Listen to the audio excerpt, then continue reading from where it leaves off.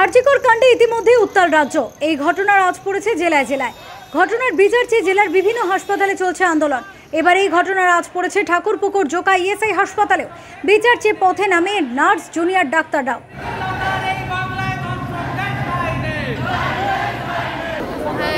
আরজিকরের যে ঘটনাটা ঘটেছে সেটা আমাদের দিদিদের সাথে ঘটেছে। আমরা এই কলেজে ইন্টার্ন এখন আর ইএসআইসি, আর সেই ঘটনাটা ঘটেছে সেটা আরজিকরের দিদিদের সাথেই ঘটেছে। আমার দিদিদের সাথে দিদি নাইট ডিউটি করছিল, মানে নৃশংস একটা ঘটনা। কালকে আমিও নাইট ডিউটি করতে গেছিলাম মেডিসিনে।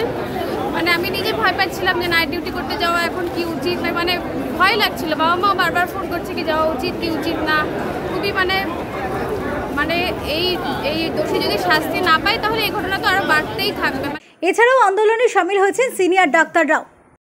একজন ডাক্তারি ছাত্র এবং ডাক্তারের উপর কোনো মতে মেনে নেওয়া যায় না এবং তার তীব্র প্রতিবাদ চাইছি। আমরা চাইছি যে আসল দোষী খুব দ্রুত ধরা পড়ুক এবং তিনি জাস্টিস পাক। আমরা সেই জন্য সমস্ত জুনিয়র ডাক্তার, পিজিটি প্রত্যেকের এই আন্দোলনকে আমরা সমর্থন করছি এবং যাতে মৃতার আত্মীয়দের সম্পূর্ণভাবে সমবেদনা জানাচ্ছি এবং যাতে এইটা খুব দ্রুত নিষ্পত্তি হোক এবং তিনি যেন সঠিকভাবে বিচার পান সেটাই আমরা আবেদন রাখছি মাননীয় বিচারপতিদের কাছে এবং রাজ্য সরকারের কাছে। জোকা ইএসআই থেকে চৌরাস্তা পর্যন্ত মিছিল হয়। জোকা থেকে শেখ এরশাদের রিপোর্ট, ওঙ্কার বাংলা।